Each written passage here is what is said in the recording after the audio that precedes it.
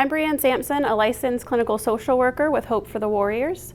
I am a Marine Corps veteran spouse, and I'm also the director of our clinical support services here at Hope for the Warriors.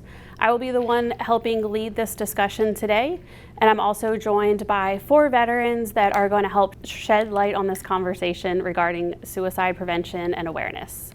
I will now turn it over to the veterans so they can introduce themselves. Kevin? Kevin Bittenbender. I'm a retired Sergeant Major in the United States Army. Served 34 years in the military with deployments to Afghanistan, and I want to do everything I possibly can to share some life experiences and hopefully prevent someone that may be watching this who are thinking about committing suicide. Thank you. Tony? My name's Antonio Romano, served 21 years in the Marine Corps, retired as a Master Sergeant, 2 tours in Iraq, 1 in Afghanistan, and like Kevin, my goal is to ensure that we're spreading the suicide awareness campaign and reaching out the peer-to-peer and doing everything that we can to help our fellow service members. My name is Scott Griffith. I currently work with Hope for the Warriors. I'm a military veteran program manager. I am a retired Marine First Sergeant. I firmly believe that there's a power in peers, and that power of peers is what is important to try to work on ensuring that we look out for each other and really work towards the saving the lives and working against suicide. So I think this panel, and hopefully between all of us, we can really home in on that and try to find ways to help other veterans from doing to making that decision to take their life. My name's John Rose, retired Master Sergeant from the Marine Corps, just retired actually about a year ago tomorrow. So I'm still living that retired life, or trying to get in that retired life, but it's great being on the panel. I'm glad Hope's doing this because it's a lot of the things that actually people care about. Like, you call a hotline, you don't know who you're talking to. I call Scott, hey, what's really going on, dude? You haven't been, so those are the kind of things I hope comes out of this panel, because those are some of the biggest things that we can shed light on, because we've all dealt with it before. We've had lance corporals or specialists that, hey, come here. So those are some of the things I really want to hone into. Absolutely. And that's a powerful point that you make about how important it is to have those connections, and those connections to people that are immediate in your life that matter, because they know you the best, right? So you have those friends, especially in the military community. We know that everyone goes everywhere, right? So it's not necessarily going to be your next door neighbor or the person that's sitting across the office from you, but it could be somebody who's living on the other side of the country. But you've served together, you know each other well, and they know your ups and your downs, and they know your tone of your voice. And so even picking up that phone, or maybe, things like I want to talk today about isolation is a big one that we know.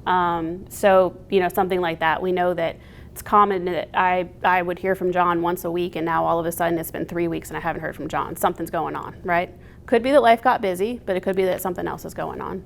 So excellent point for that. I want to kind of help dispel some myths that happen with suicide prevention, and that would be, people that talk about suicide aren't serious about suicide, and those who don't talk about it, you often hear that somebody that died by suicide, it was sudden and nobody knew. And I feel like that's something that happens a lot with the stigma, and people assume if somebody's talking about it, it's for attention, and that they don't actually plan on, following through with the act.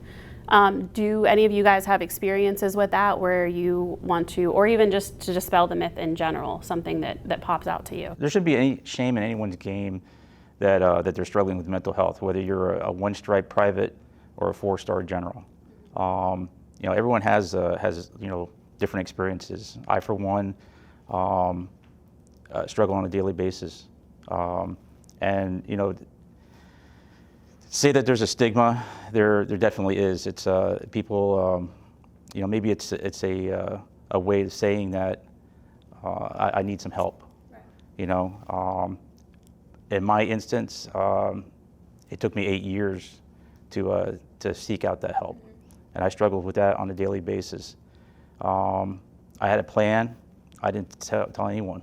Yeah. I didn't share anything to anyone, and it was just a phone call from one of my battle buddies, just saying, "Hey, you know, what's up?" Out of the blue. Didn't talk to the guy for like a year, and just a phone call, and it just got me to thinking as to, you know, hey, this is not the time.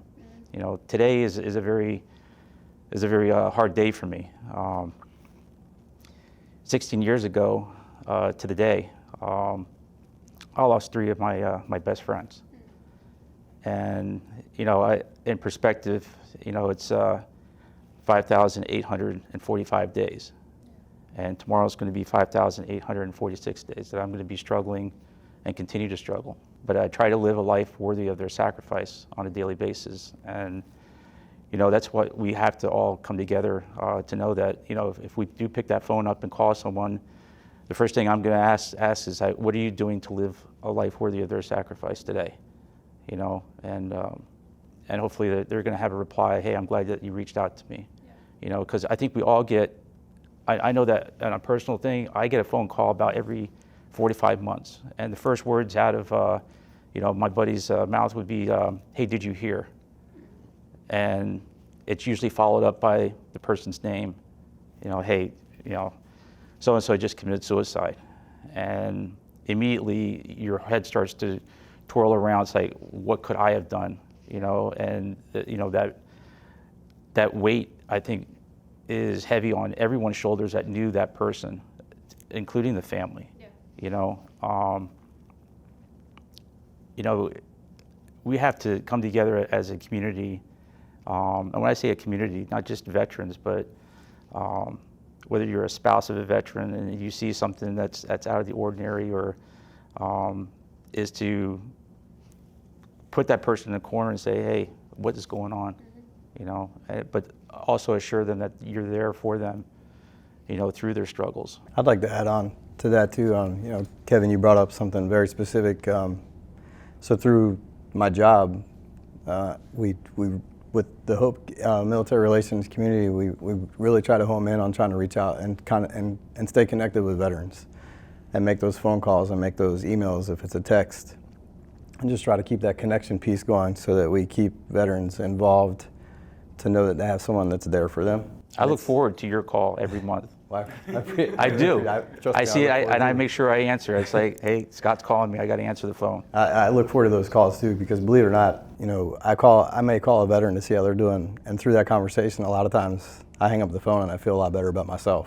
Sure. Not because I called them, but because through that conversation, I came to realize that not only do I care about them, but they care about me too. But it's funny that you mentioned something, because there's been quite a few times that I've called someone, and usually within a week or two period, I usually get a call back, or I'll run into that individual, and I've actually had them look at me and say, it's weird, because I was actually planning on killing myself that night, and you called me, like out of the blue, you called me that day. And we've talked about this in the past, but I really think there's like that, sometimes we get that subconscious feeling. Like sometimes someone will pop in your head that you know you haven't spoke to in a little bit of time, and it's just like that person, like, and I almost feel like that's that veteran connection that we just have with each other. And it's like, you know what, like I really need to look out for that. Like something's just weird, and you'll call them, and they may say that everything's fine, but you can usually tell there's just something different about them. That kind of leads into, like, you know, checking on them more than once that month. You know, like you're sending a text out a couple of days over time, just checking on them. I mean, and I can speak from my own experience too. Like, you know, Brianne, she mentioned isolation. Like I fall into isolation when I'm going through hard times. And Tony is one of my best friends, and I know he's recognized that with me. When I'm going through rough stuff, whether it's professional or personal, I tend to isolate myself. And you know, he'll call me up and a couple times, and I won't answer, and then finally I get a hold of him, and he'll be like, hey, I'm about to beat you up. like you need to answer your phone. Yeah. But it's the God's honest truth. We really do. We isolate ourselves, and I think it's because we're trying to piece together in our mind like how we're going to get through it, because each time it's different. You know, you may go through that up and down so many times, but sometimes every time you're in that downward slope, it can really be different, because you never know what's the driving point for it. And you know, some of these veterans that are going through this, it's not only what they've seen or what they've experienced in their combat or their career, it's the things that are going on in their life now. It could be finances, it could be personal things going on in a relationship, it could be just the hustle and bustle and the stress of like kids. And you know, it's like an amplifier that's already there with those dark thoughts and those dark voices that we hear from our career and experiences. It just puts like this amplified like noise. It's like this static noise, and then it creates like this emotion that just comes over you. Sometimes it's just a lot to take care of. You know, it's a lot to handle. To add on to Scott too, and Scott's right, you call and you text and you call and you text, and like Scott said with the isolation piece, I'll call him and 2 or 3 times and I'll be like, man, dude, pick up the phone. Because you know that there's that piece where he's in that dark place. And finally you just text and say, dude, say something. Yeah, I think that we as a veteran community are probably we all deserve an Oscar. Seriously, I think we put on the best act of being normal when we aren't. Sure. You know, no, seriously. You said it best. It's like you called a person and they said, hey, everything's good, and then a couple weeks later, then they open up. Right. But it's that moment when they say, hey, I'm good. You may know in the back of your head you're not good, but do we push? You know, it's like we don't know when to, I don't know, let up off the gas. But sometimes that's you have to do that, and they'll come back to you. You know, knowing that you just, you know, you had that ripple effect to where you stimulated a thought. Yeah, it's not that time, and that's exactly what happened to me. It's like, you know, out of the blue type phone call, and it's like, it snapped me out of that. Right. You know, and that's all you need is that moment, because you get so envisioned. It's like, this is it. This is I'm going down this path. Ain't no turning back. I'm popping smoke and I'm going, and boom, you have that break in that thought. And that's all it took. The isolation piece isn't always a bad thing. You know, and I've always stressed, and I tell veterans this all the time, it's okay to be alone. Everybody needs alone time. You know, sometimes, regardless of whether you're a veteran, a civilian, it doesn't matter where you come from and what you're doing. Everybody needs that time alone, just so they can collect their thoughts, get their stuff together, you know, and figure out what their plan is for the upcoming week or whatever it is that they have going on, whether it's an event or whatever. But where it can get really ugly is when you start to feel lonely. And there's a difference between being alone and being lonely. And you can be surrounded by 1 million people and still be lonely. And when a veteran starts getting lonely, that's when things can go really bad. And that's where I feel like that power of the peers really plays an important role, because we understand what it's like to be lonely. But we also understand how to be there for each other. You know, I know that I can call John, or I can call Tony, I can call Kevin, and I can open up to them and tell them, like, this is what I'm feeling. And in most cases, they're going to be like, bro, I understand, because I've been going through it myself, or I've experienced it myself, or we've experienced it because we've had some of our juniors go through it. I mean, I'm sure every single one of us that are sitting here have had some soldiers or Marines that have taken their lives through our career, and we've had to deal and see from start to finish of the effects that has. And some of it, like, I mean, again, personally, I had a Marine take his life on August 22nd of 2015, and I struggle this time of year, like specifically this time of year every year, because of that. It was such a traumatic experience for me, because not only did I witness him take his life, but I ended up taking him home, and I had to present his flag and his remains to his parents. And it was a very, very holistic and realistic thing, because I had talked to him about a lot of things that were going on in his life, and to see that play out, you know, it just makes you really wish that when you're in the service or when you're active duty, you really wish that you could really get to know all of your troops or all of your Marines. And for the most part, we try to, but we don't really get to know him like that. You know, to sit down with his parents and to sit down with his sisters and brothers and actually hear more the intricate details of his life. And it's just, you know, it's an overwhelming like rush of emotion because you've had those conversations with him, and now he's no longer here. And you know, you start to question yourself, like, what did I do wrong? You know, why didn't he pick up the phone and call me? So you go and you know, that's part of that grieving process, especially when it comes to suicide, is, you know, you go through that, like you start mad, you start angry, you start upset, then you can get depressed through it. But I still carry that weight on my shoulders of what could I have done different? What did I not recognize? Like, what could I have done to prevent him so that he was still here today? To try to erase that you were saying about stigma, right? Everyone knows who Chris Kyle is. Is there anyone who doesn't? Okay. So if I were to say to John, give me one word that describes Chris Kyle, what would you say? Courageous. How about you? Inspirational. How about you? Brave. Hero. Okay.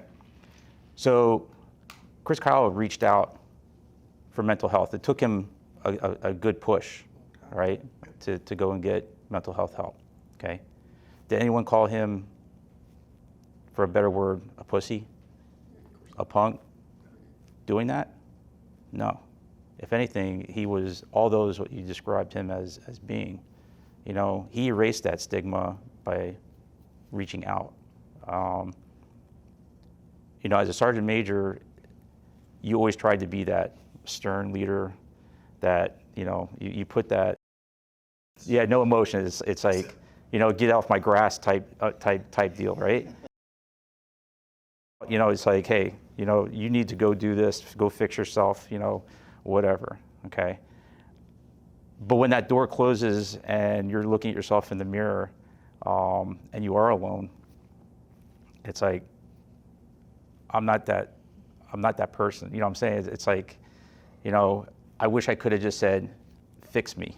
You know, I'm not doing too great, you know. And I think as a leader, I think your subordinates will look at you as we just saw, you know, describe Chris Kyle, you know, as being, because it did take him that courage to go and seek out mental health. And that's what we all have to look at ourselves as doing. It's like, listen, I'm going to pick the phone up today, or I'm going to go and check myself in, or, you know, and that loneliness tends to also be manifested by alcohol or drugs or some type of thing to, you know, numb that hurt that you're feeling. And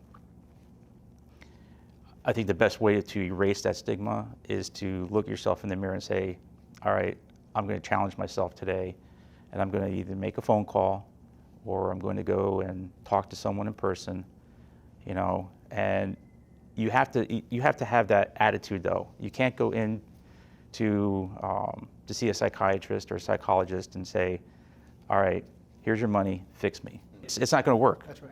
You know, you have to have a positive attitude, a good attitude, and then you also have to push yourself outside your comfort zone, because if you don't push yourself outside your comfort zone, you're not going to get fixed. You're not going to put that step forward, you know, to get yourself fixed.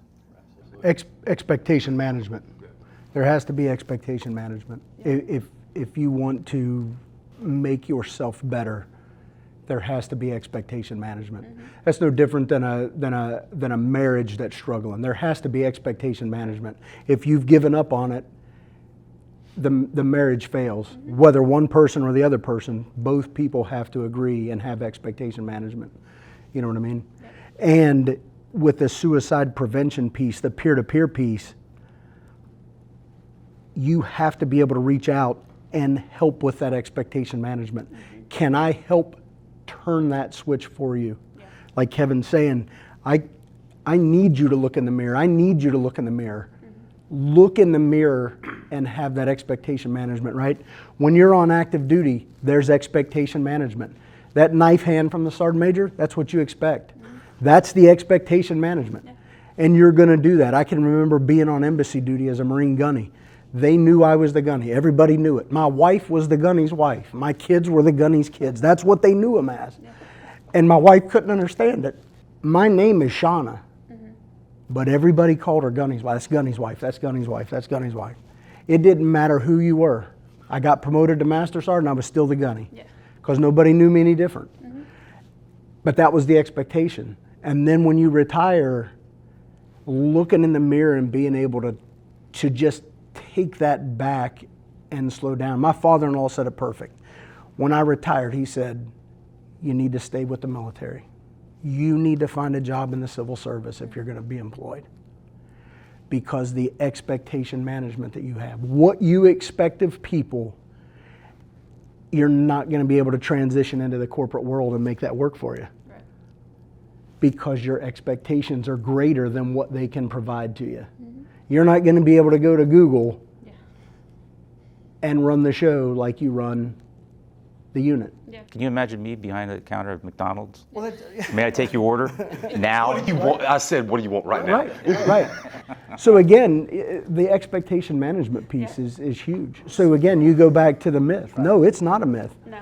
You know, is it all planned? Is it all, if I call and say I'm going to do it, am I going to do it? Yeah, there's a pretty good chance I am. If I don't call you and tell you I'm going to do it, am I going to do it? Yeah, there's a pretty good chance I could. So it's definitely not a myth. With the expectation management and the same thing you said, Kevin, I think a lot of the stigma with veterans, like perfect example for me, it took me, I got blown up in 2010, got evaluated for mental health. They're like, you're good, take some Motrin, take a knee, drink some water, you'll be good. When I got up to Quantico, the average wait time just to see intake is 9 months. Yeah. So why would I even attempt to go do it? Right. You know, until like when you said the quiet time, your alone time, that's when I make my phone calls. Because I want my alone time because so I can calm down. I may be thinking about some stuff. Let me call you. Let's talk about it. Because you're helping me just as much as I'm helping you. Absolutely. So that's kind of the way I look at it. And that's what made me start getting into therapy. I was like, maybe I can. And then I fired 3 or 4 of them. One wanted me to color. I ate all the crayons. It was weird, you know, but I finally found a good one. And then I was on a podcast the other day talking about mental health. And the doctor that's on the podcast called me. He's like, who are you seeing? No, you don't need to see that person. You need to see this person. She's waiting on your phone call tomorrow. Oh. I'm like, and I was busy. I didn't call her. 5 o'clock at night. Unknown number. Hello? It's that doctor. Hey, doc said you was going to call me today. You never did. Yeah. Like those type of things, following up with your peers. Like, hey, Scott, I know last week you said you was going to do this. How'd that work out?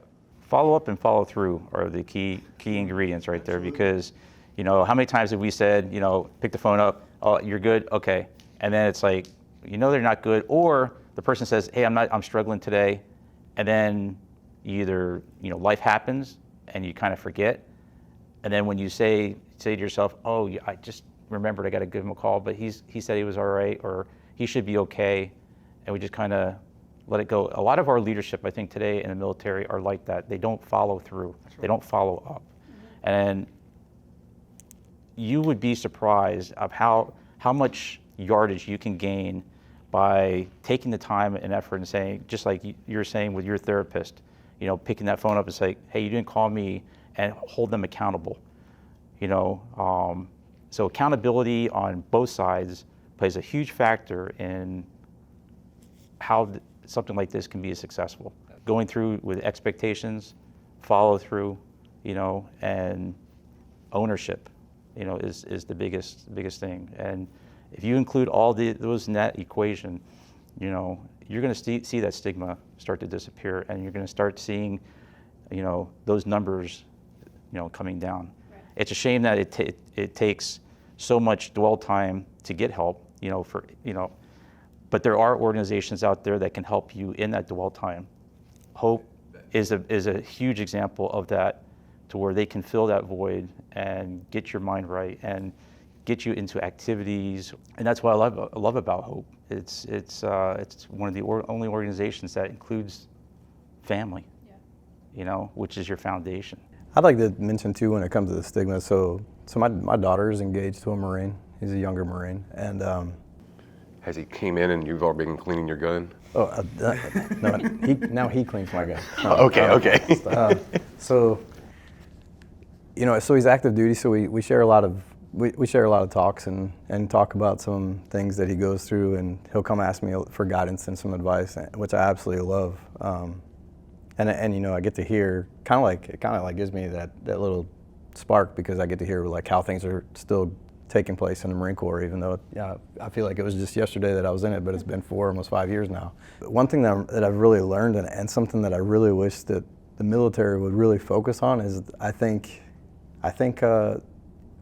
they do really good with like talking about suicide awarenesses, and you know, they do a lot of suicide briefs. Like I know, you know, every time, you know, at least once or twice a year we had a suicide safety stand down, and units would come together and we would go through like, these are the things to look for, these are the, you know, act. And I'm not saying that those things are not important, because they are. They teach the basic tools and the things that other individuals that may have never experienced suicidal ideations, or people that have gone through those types of things, and ways to look for and ways to help. Or if you have, you know, if you have Lance Corporal Smuckatelli come in to your barracks room and say like, man, I'm not feeling too well and I just kind of feel like I just want to go somewhere, like it gives them the tools of like, this is where I need to start and what I need to do. So I think it's very important, but I really think that they really need to focus on more in-depth training for, you know, staff NCOs and officers. And the reason why I say that is because that's where that stigma comes in. You know, a lot of times a junior Marine may be going through something, and I say Marine, when I say Marine, it's just because it's where it comes from. But a junior service member, you know, they're going through something, and it could be something they're dealing with, again, from home. It could be just the stress of being new to something because they're new to the service, and it's a whole different environment, a change of their lifestyle because they're not used to that from their background of where they came from. They may start looking towards junior leadership, which it turns into senior leadership, of ways to find that help. And I feel like a lot of times they really don't have that answer, and it comes down to exactly what you all talked about, that they fail with that follow through. You know, they have that young individual that says like, I'm having these feelings and I'm trying to deal with these emotions that I've never experienced before. And they'll pull them in maybe for like a 5-minute talk into their office or in the motor pool or wherever it is that they're working, and they have that little conversation, and they're like, you know, they give them a little pat on the back and tell them that they're good. And that's literally what a lot of times they're doing. They're telling, like, you're good. Yeah. Hey, you're good. You ain't gotta worry about this. Like, you're gonna be all right. And the reality is that there needs to be that follow through and that core like training that they need to have, so that they understand like, okay, is this individual okay?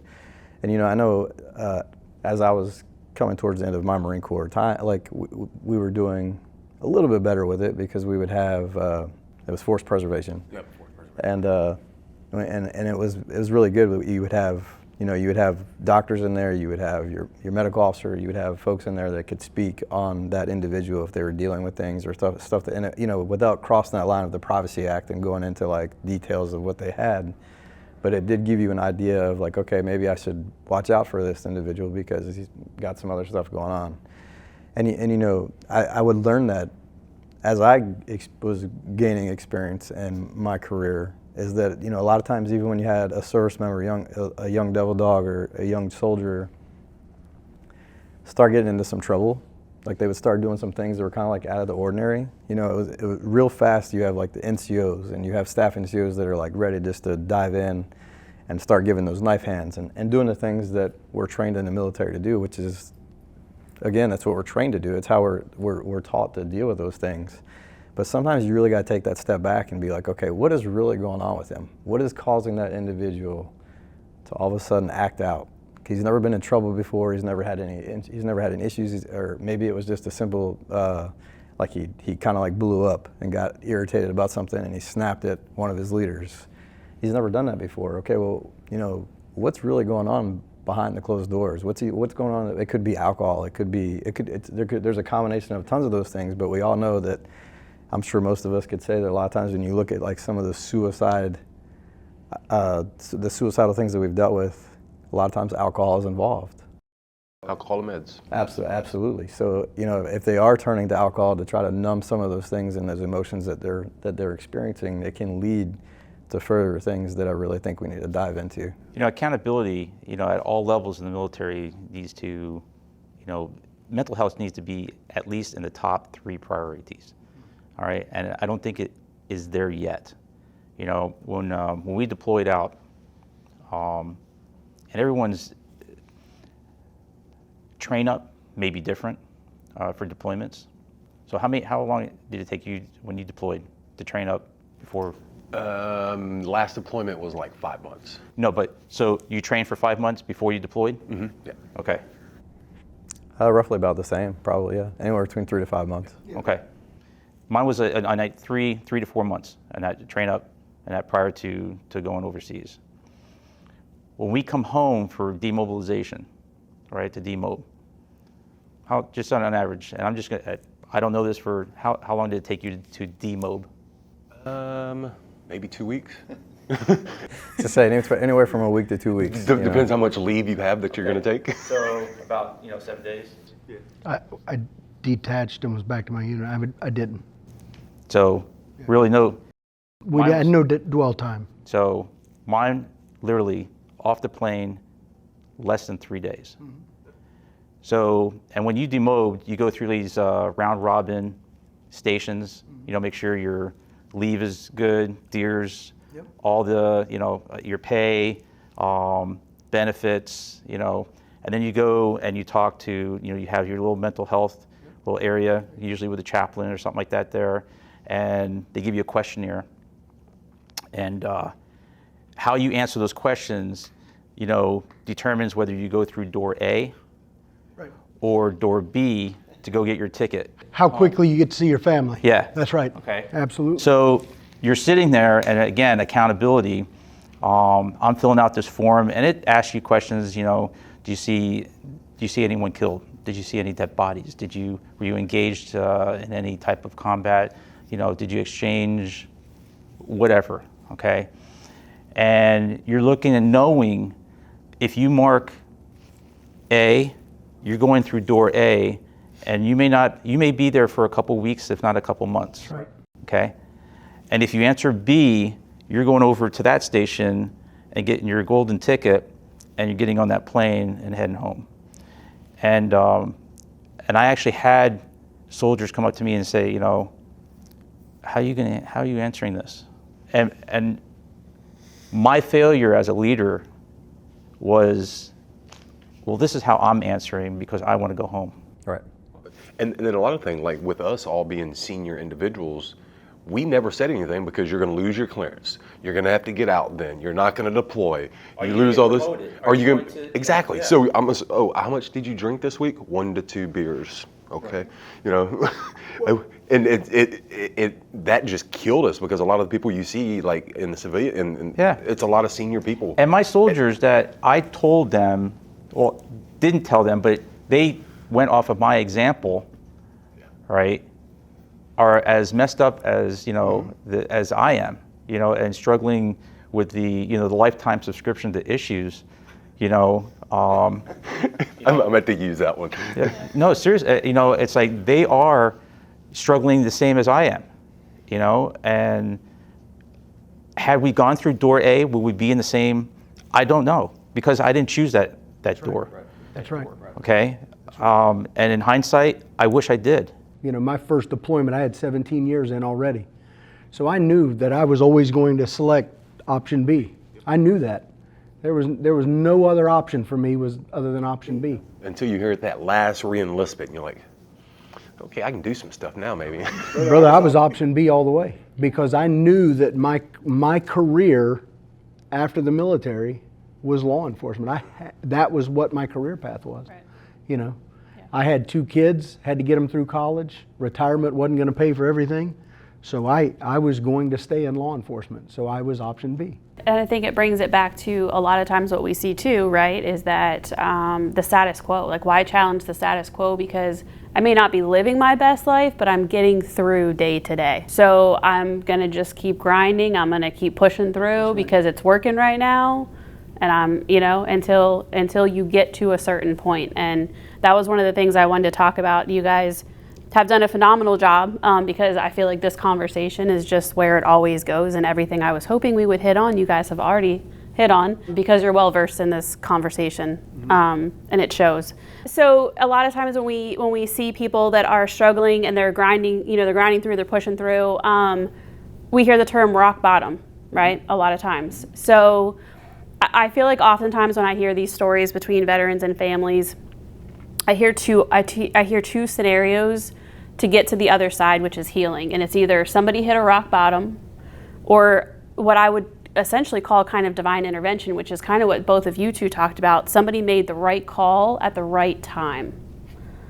So if you guys want to speak to that at all, what are your experiences as far as, and when I say rock bottom, a lot of people think substance use, you can't control your alcohol intake, you go down the drug route, all of a sudden you can't be a productive member of society because you're struggling with addiction. I'm talking rock bottom, like isolation, like maybe it's been 3 weeks since I've left my house and I've talked to anybody. That can be a sign of rock bottom if you're dealing with mental health struggles in general, not just substance use. So We did that tons in San Antonio when the 3 years I was at the hospital. We'd go to Walmart at midnight. Have you ever been to Walmart at midnight? Yeah. You'll feel better about yourself. Interesting group there. I'd see somebody in the smoke pit, and I'm like, hey man, I haven't seen you in did you quit smoking? This is the first time I've seen you in 2 weeks. Hey, hop in, let's go. And then I had other two guys, they're both double and triple amps. We'd go to HEB and wait for kids to use their grandparents' car with the handicap placard in it and use it, and we'd park beside them to where they couldn't get back in. Yeah. And then they would roll up in their wheelchairs, and they're like, John, I really feel better now. Not that it's messing with somebody, but just see the face, their face turns as red as his shirt is. Yeah. And you're like, and you just see two guys in a wheelchair roll up, pop their trunk, they climb up through, and the dude's like 15, 16, like, oh my God, what did I just do? He's holding all his bags. Yeah. So actually finding things that make people, like if Scott's having a bad day, hey, let's go play golf. Right. We was on the call the other day, he's shining up his golf clubs. Or was it, that was you, wasn't it? Yeah. Knowing, because we're calling people we know. It's like, okay, Tony, I know Tony likes to do this. Hey man, let's catch up, or he likes to eat wings. Hey, let's go get wings tomorrow for lunch. Let's go to the Staff and CO Club and grab a sandwich. Knowing the people that you're talking to, I think is the key thing, to where if you have a therapist, they only know what you've told them. That's it. To where when you do the power of the peers, which I like that you came up with that, I can reach out to Scott and be like, hey, we need to talk, dude. That's right. So I think we're already doing that. We just don't know. It's hard to judge if Scott's at rock bottom or this. Yeah. You just got to be proactive, like you said, and you said you got to be proactive before that hits rock bottom. I'll give you my definition of rock bottom. I've come to learn a recipe that has several key ingredients, and if you're missing one of those key ingredients, you're circling the drain. Mm-hmm. And if you are lacking all the ingredients, that's rock bottom. First is purpose. If you don't have a purpose, you don't have a foundation. And when I was at my lowest, I didn't feel I had a purpose. So I didn't have an ingredient. Next is passion. What I used to love to do, I couldn't do, or I had a hard time doing because, I started having the amputations happen. Mm-hmm. And I lost that passion of being physical, going out, doing running, just riding a bike, as simple as riding a bike. And the last P is part of something bigger than myself. I wasn't involved anymore. I lost that sense of, of being part of that team effort, the camaraderie, where it wasn't about myself, it was about the bigger picture. When I was gifted that hand cycle, my first hand cycle from Hope, it changed everything. It brought back immediately the three things that I lacked. I started having a purpose of going out and riding with other hand cyclists that, and met some awesome folks, Bobby Dove, and just amazing individuals that, it's like, wow, we're struggling through this together. And it got me outside that comfort zone. It got me outside to where my attitude changed from being piss poor to, having a better perspective as to, the cards that I'm given ain't so bad. I can play this hand. I don't have to fold. And, that was my rock bottom. But you just have to have that one little P that, it just starts there. If you have to start with a passion first, so be it. Or if you have a purpose and a passion, and you want to find that last ingredients, pick the phone up and say, hey, what are you doing? Let's go play golf. Right. You know, let's go try and swing a club. Or, hey, have you ever tried hand cycling? You know, why don't you try mine and see if you like it? You know, and by pushing another person and getting another person involved, you start building it out. It's like, hey, it's not all about me. It's about the bigger picture. I think it's important too to understand, and a lot of things that we struggle with is it comes down to those 3 Ps. Is, you know, when you are active duty, those 3 Ps are kind of fed to you. You know, especially as it doesn't matter if you're a junior, it doesn't matter if you're senior, it doesn't matter if you're enlisted, it doesn't matter if you're an officer. Those three Ps are fed to you. You have a purpose. You know what you're there for. You have your perspective of what you've got to do. You have your what was it? It was passion. You have your passion, and then you're part of something bigger than yourself. So those are all there. Once you transition out of the military, those 3 Ps are sometimes really hard to find, and I think something that I can say I struggle with, and I'm sure almost every veteran struggles with, is trying to reestablish that sometimes those Ps change, you know, and that's okay. And being willing to accept the fact that I might have to find something that I'm passionate about that I used to not be passionate about.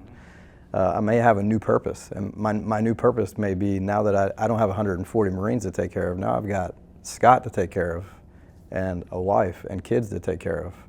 And I've never really experienced or know how to do that. You know, I talk about it all the time. Once I retired, I stood in front of the mirror and I had no idea who I was.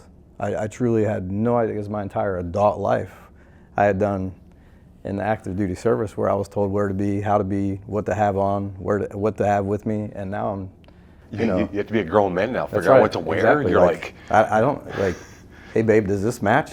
I don't know. Green on green always matched, you know. Now I'm trying to figure out if this goes together, and then again trying to find that purpose of what is it that I like to do. And sometimes injuries can play a role in that too. You know, there's pain that comes and injuries that we've established along the way, and things that we've had to deal with, that some of the passions and the purposes that I had I can no longer do, because my body doesn't allow me to do it as often as I want to. So again, trying to find a new passion that can be healthy, because there are unhealthy passions and stuff that we can fall into too that can actually end up feeding into that isolation, or that can feed into those negative things. I can tell you one of the things that I have found passionate to do, and I'm thankful that my job actually encourages it, is to just be able to talk to other veterans. Because I mean, I've been to therapy, I've been through counseling, and I see those, I still actively are part of that, but nothing has ever helped me more than just having like conversations like we're having right now. Just because a body part falls off doesn't mean that a pea falls off. You know what I'm saying? Right. You know that you're missing one of those ingredients. That's absolutely right. And it's great with the new organization I'm with Source America, because we have, like, our CEO's super big on wellness. So you get a certain amount of money every year to do wellness stuff. You know, we get, I think it's every Wednesday, we get 30 minutes for mindfulness in the office, at home, no matter what. We got a gym downstairs. You know, we have a veteran employment service, or veteran employment resource, the VERG group, and it's about 30 to 40% veterans. And every month we just hop on a Zoom call, chit chat. Right. Hey man, what's going on? Okay, who's volunteering for this month? Who's going to write letters? Because everybody wants a purpose. Like, we write letters to service members that are deployed. We send them cookies, stuff like that. But like, just bringing people together, because like you said, when you get out, you're like, I'm now in Idaho, and I don't know anybody here that's a veteran. Right. You know, and you're like, maybe my first purpose would be find a veteran that I can play golf with. Right. You know? Right. So it's always going back and forth, and that's what I like about working here, because we have people all across the country. I was going to mention purpose. I got a buddy, and Scott knows him very well. He was a professional, played on the PGA Tour right out of college, played on the Hooters Tour for about 2 years, became a police officer. His wife gets pregnant. He breaks his back in a boating accident. Didn't think he was going to make it through. A couple years later, He's sitting on the couch. He can't sit up. He's like a weeble wobble. He's complete quad. He looks at me and says, "Tony, I want to golf again."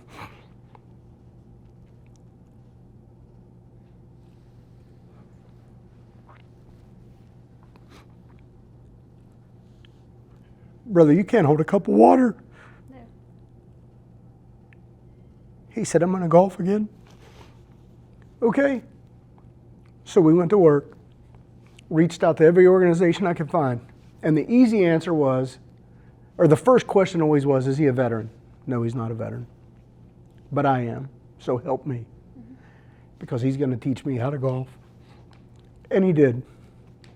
I met him through teaching at the college. I taught in the basic law enforcement academy, and that's what he did after his wife got pregnant. So finding not only him a purpose, Yeah. and he gets out and plays. He's a great individual and truly supportive of the veteran community, and really loves it. It's just funny because like we'll bring him out to some of our events with the veterans, and he just really kind of like falls into our mold. Fit. He really fits in. Yeah. And again, just like how Tony said too, you know, he may not be a veteran himself, but that individual, like that helps a veteran. You know, it gives Tony that purpose, and it gives Tony that passion, and it gives him joy to be able to see that individual doing things that he likes to do. That's really important. You know, that feeds.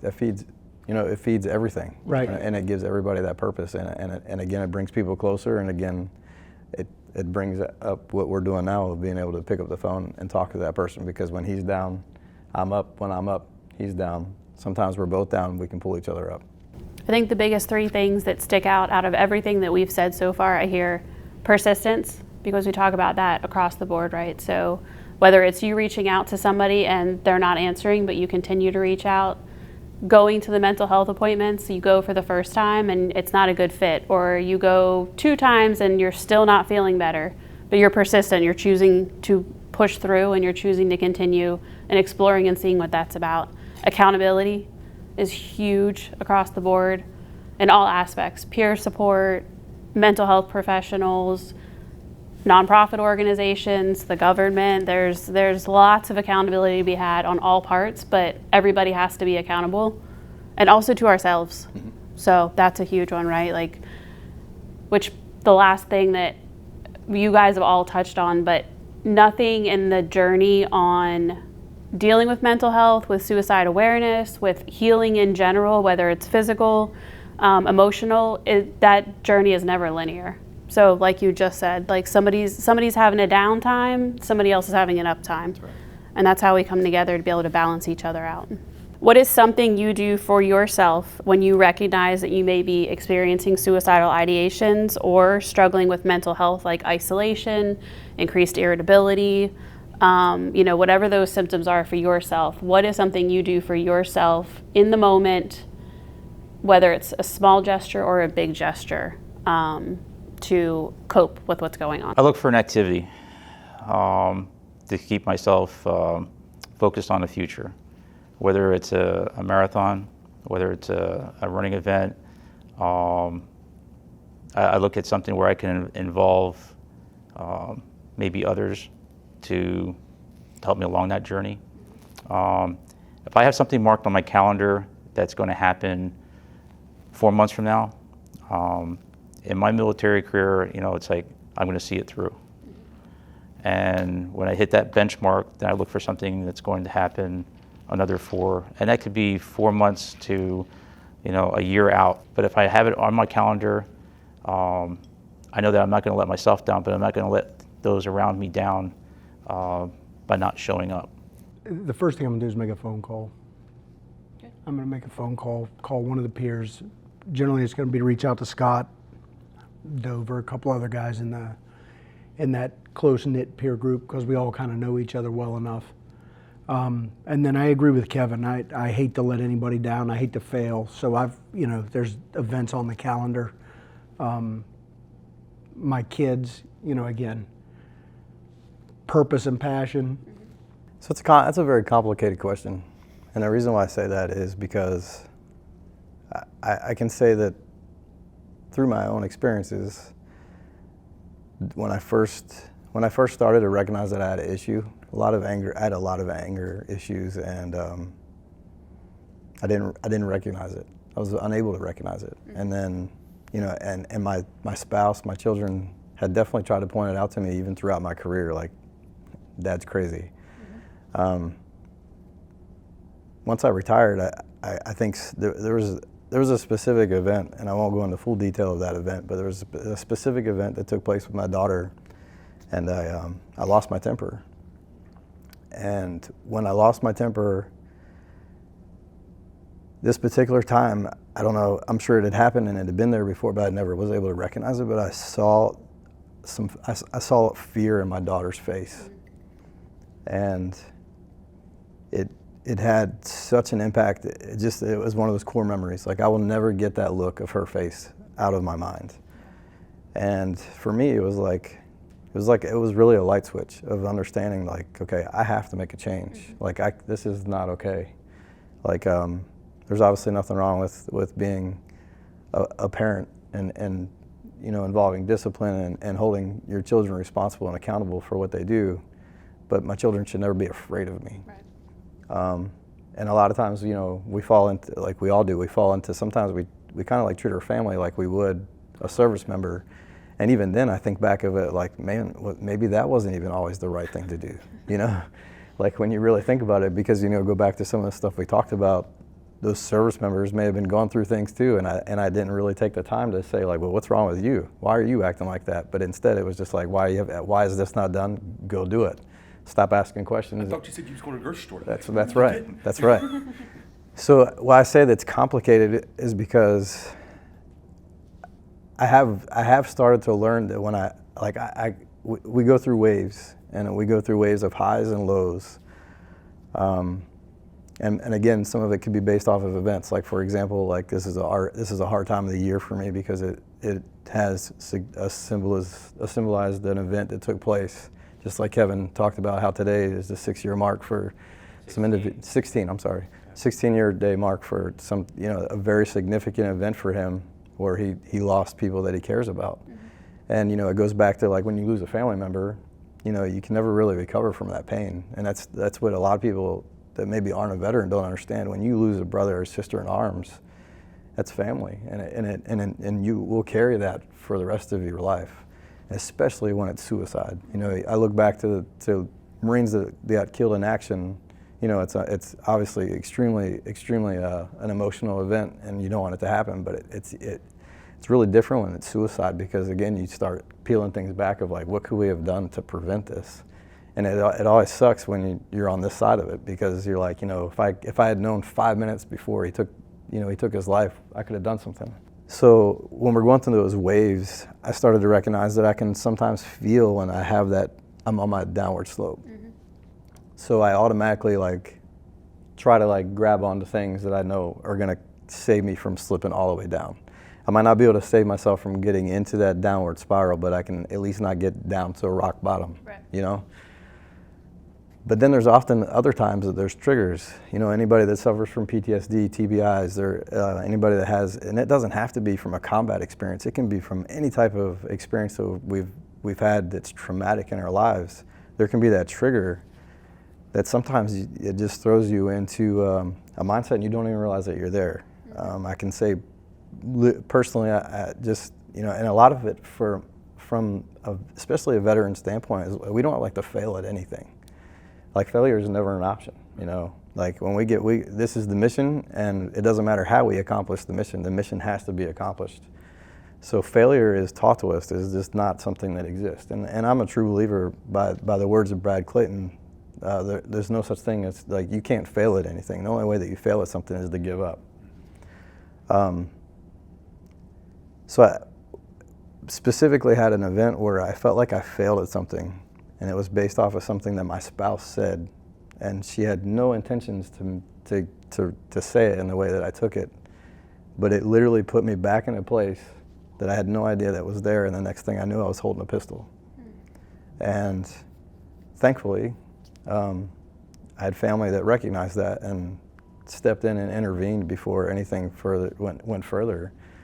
So that's why I say it's a very complicated thing, because there's times when I could recognize it and I can try to prevent it, and there's other times where there's those triggers where sometimes I just I can slip into a mindset, and just like that, I'm in a place that I don't even know I'm there. And it honestly takes someone else to kind of like slap me in the face to say, whoa, what are you doing? Yeah.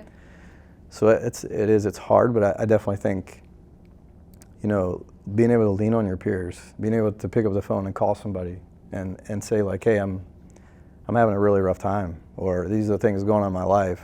And again, that's where getting to know certain individuals and being able to establish those relationships amongst your peers, a lot of times you don't have to make that call and say I'm struggling. You can just make that call and they already know like something's wrong. Mm-hmm. Why are you calling me at 10 o'clock at night? Right, they already know. Yeah. So you really don't have to say like, hey man, I'm having a really bad day. They already know like, hey man, are you good? Right. Like, and I know you're not good. So like, what can we do to help? I'm on my way over. Mm-hmm. Or where do you want to meet? What do you want to do? And I think that's really important. And sometimes, again, like, I think having some alone time is good, but it's when that alone time is important. Yeah. Because again, it turns into loneliness, and that loneliness is where the demons and the dark side come out, mm-hmm. and they can really have a very overwhelming effect. But again, just having that purpose, looking forward to another event, looking forward to maybe even just making a phone call. Mm-hmm. So.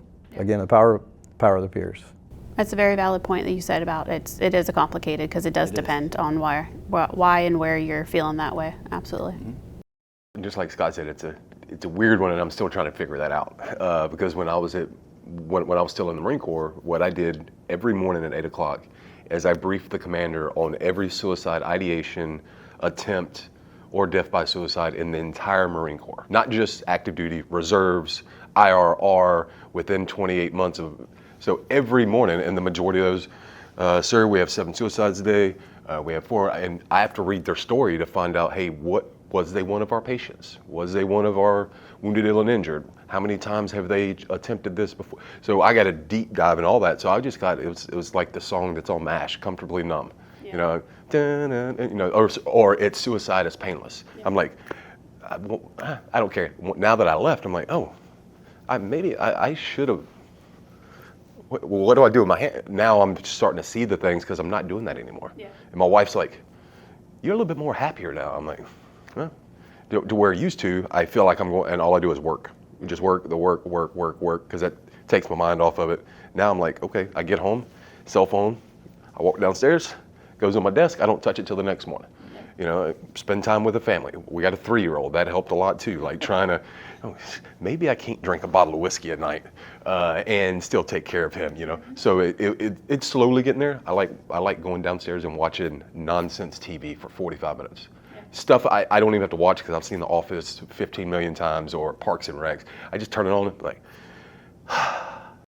then try to, you know, call somebody, go on a walk, do something like that. Just because you start getting those things going in your head, oh, I'm walking, you know, you get good vibes out of it. You hear the birds chirping or this, that, you're like, okay, take a few deep breaths, be good, you know. It's all those little things though. I think that's the big thing. It's not a grand gesture at the end of the day, you know, it's those small steps and actions that you make a choice to take every day. Mm-hmm. And those are the things that are gonna be what keeps pushing you forward. But you know, you Scott always say about, you know, it's okay to be alone, but you don't want to feel lonely, and you should never feel lonely. And I completely agree with that, because when you start feeling lonely, you start feeling hopeless, and when you start feeling hopeless, it gets scary real fast. Very last question that I would like to pose to you all, and then we'll wrap it up. If there's anyone that is watching our discussion that we've had today, and they feel like there is something that is off or something that is wrong, and they need support, but they don't know what that is, what is something you would tell them? It's funny you asked this. So having dinner yesterday was the 26th of August, and the first thing that came, I looked at my watch, and it was 2,000 hours. And what made me look at my watch, I had no idea, but it was 2,000 hours when I was sitting in Afghanistan with Major Hank here, and he turned to me and asked me. He says he always had this thing about critical thinking, He loved to, incite critical thinking. So he would give these vague topics. And he says, let me ask you a question. I said, sure, sir. He goes, what do you want your legacy to be? I said, sir? He goes, what do you want your legacy to be? And I thought, oh, we're going down the rabbit hole now, And I said, well, really quickly, I've summed it up in, less than 10 words. I said, I just want to leave something better than what I found it. And he kept staring at me. He's like, he wants to get into this conversation. And I'm like, I got PCCs to do, I got PCIs to do, I got, there's a mission that's ahead. And so I have all these pre-combat things I have to get done. I make sure everyone's ready to go. And he says, understand. I said, can we have this conversation? He said, we can have this conversation again, no problem. And so the following day on the 27th, Major Fissier was killed. And not having that ability to have that conversation, that word legacy just kind of like lingered in my head, and it became my trigger to, hearing it, seeing it. So my opposed thing would be to ask, what do you want your legacy to be? Do you want your legacy to be to where you want to be known that you ended your life and you affected others around it? Or do you want your legacy to be to where you can reach out and, and I would share that story with that person, and opposed to them, because I think that's what Hank would ask me to do, is to live a life worthy of his sacrifice by asking that question. All right, let's talk about legacy here. Yeah. Let's talk about the hard, critical thinking of what legacy means to you. And I think once that comes to light, I think people start to realize it's like there's something bigger, a bigger purpose for me to be here. And that's all you need is just that one ingredient to start things out. A soldier of mine, and you guys may know him, Sergeant Earl Granville, and he opposed that to me, and it kind of instilled those 3 Ps, and seeing what he can do as an amputee, and knowing him and spending time with him, he's like my battle buddy. And it seems like every time I go to an event, I gain a battle buddy through Hope. It's like I didn't know Scott until I knew him last year. It's a networking of folks that, I know that I'm not the only person that person can reach out to, and I want them to know that as well. It's like I pride myself that you did turn to me, or I pride myself that I'm reaching out to you. But I'm not the only one. You're not in this fight alone. I absolutely love what Kevin said, especially about the legacy. Let them know that there's something bigger to stand for, right? I have a very difficult time with suicide. We've had some suicide in the family, but I would also tell them it's selfish. And that may be my personal opinion. Some others may agree, some may disagree. Suicide to me is a very selfish act. While you're gone in an instant, what you leave for everybody else, it lasts forever. So think about that for a second before you take your own life. That's what I would ask them. Yeah. You know what I mean? Yeah. Pick that phone up, call somebody. Right. At least give somebody the opportunity to have a conversation with you. Don't call the person that's troubling you. Yeah. So if you're having trouble with your spouse and that's why you're there, that's not the person you want to pick up the phone and call. You know what I mean? Everybody's got somebody, right? Yeah. There's national hotlines. There's all kinds of other ways. The clergy. There are other avenues, but understand it's very selfish. I'm a firm believer that when people move or we lose people in our lives, a lot of people think that they're gone, but the truth is that they live with us. We carry their legacy. It's our job. It's our responsibility to carry their legacy with what we do and our actions. It doesn't always have to be a veteran. It could be a family member that, again, exact same thing. So that's extremely, extremely powerful. It actually kind of made me kind of like lose thought of what I was going to say. I think if there's someone out there that is kind of coming to that feeling and they're starting to have those thoughts, and they're looking to like what kind of support it is, I want to say that right now, when you're not having those feelings, that's why it's so important that I challenge you today, like right now, to make sure that you start having the connections that you can have. And it doesn't have to be a huge circle, it can be a very small circle. In fact, the small circle is probably the best thing. But if you don't have one or two people in your life right now that you could call or that you could reach out to and know that they would be there for you at any given time, no matter what the situation was, they will drop whatever it is for you and you back to them, you need to find that right now so that when you're in that position and you need that support, you don't know who to call. Tony said it best, you always have somebody, and if you don't feel like you have somebody, there's hotlines. But I'm just gonna call it out and call it what it is. That hotline, is not something that a veteran usually is gonna pick up the phone when they're really, really having those thoughts, because they're gonna talk to someone they don't know and trying to connect and tell someone like, hey, I wanna kill myself and I have no idea who you are and I've never spoke to you. That can be beneficial, but for the most part, they're not gonna make that call because they're gonna get just like, it's gonna be a script. It's gonna be something that's read to them and it's not gonna have the real emotions of what it is. So find somebody now before you get to that point, that when you get to that point in your life, or and hopefully you don't, but if you ever do, that you have those people that you can reach out to and say, hey man, I'm at that point and I need to talk, or I need to come see you. I need to figure out something to do. I need to find out an activity. Let's schedule something. Let's do something. Help me. I think you got to be proactive. But if you haven't been proactive, you get to that point. Call somebody that you do know. Yeah. Everybody has somebody, whether it's someone that they actively engage with, or it just might be someone that you haven't talked to in a year or 2 years. It might have been 10 years ago that you served with, someone that you experienced combat with, someone that you experienced a moment with. Maybe you were just in a field exercise and you were in the suck. Because we all, we always look back, we go through those moments in our career and it's like miserable. But then when you always look at those miserable moments afterwards and you're like, those were the best times of my life. Those were the best times of your life, even though you were going through the most miserable things, because it was hot, it was raining, it was cold, it was whatever it was. But those were the best times in your life because you were surrounded by other people that were going through the same thing that you were, and you were able to pull each other through.